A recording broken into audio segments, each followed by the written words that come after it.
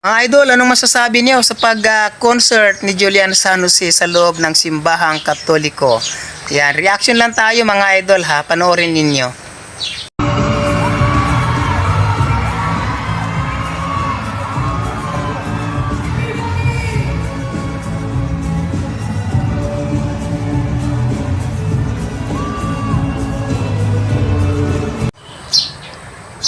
Naku, ito si Julian San Jose nag-concert sa loob ng simbahan, no, sa Catholic Church.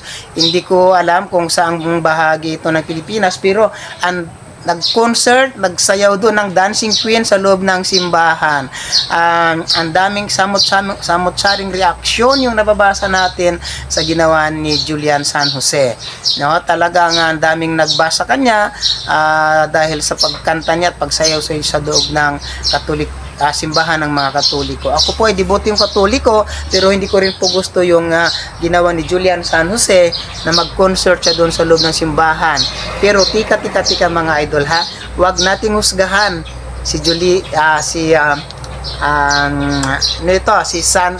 San Jose, no? Dahil hindi natin alam kung ano ang purpose niya at kung bakit niya ginawa. Pero sa palagay ko, hindi yan gagawin ni Julian San Jose ang pagko-concert sa loob ng simbahan kung wala ang kanilang mga organizer. Siyempre, may patnugot yan, yung organizer or yung kanilang management sa GMA Network. Siyempre, may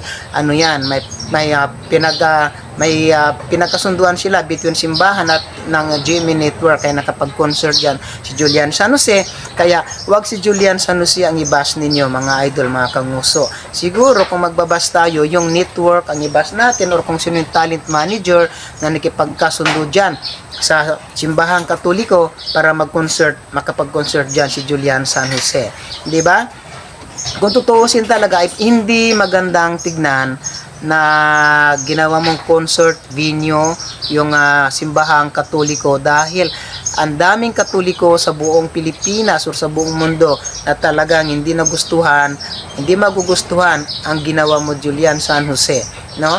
Even though na hindi nila naintindihan kung bakit mo ginawa yan, basta sila ay nagbabas lang, pero para sa akin, dapat sana pinag-isipan mo din kung tama ba na magko-concert ka sa simbahan, sasayaw ng dancing queen, kakanta ng kung ano-anong kanta sa loob ng simbahan, which is banal ang simbahan, dahil dyan tayo nagdadasal, dyan tayo nagmumuni-muni, dyan tayo humingi ng tawad, dyan tayo nagpapasalamat sa simbahan, tapos gagawin natin concert hall, diba?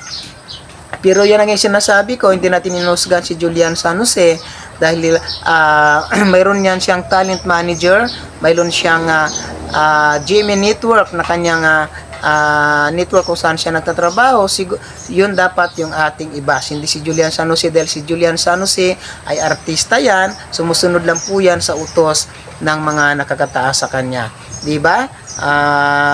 Pangit talagang tignan, pero yun na nga, yung talent manager at ang GMA Network ang ating pagsabihan, yung ating ibas, wag po si Julian San Jose, dahil sumusunod lamang po yan siya at ginagawa niya lang po yung kanyang trabaho. Alam naman natin na hindi naman siguro ginusto ni Julian San Jose yun, kasi si Julian San Jose, sabi niya rin, siya daw ay isang devoted Catholic, kaya malamang sa kanya ay trabaho lang, hindi niya rin sinasadyang maka-offend ng mga Katoliko dahil sa kanyang ginawa, no? So maraming salamat.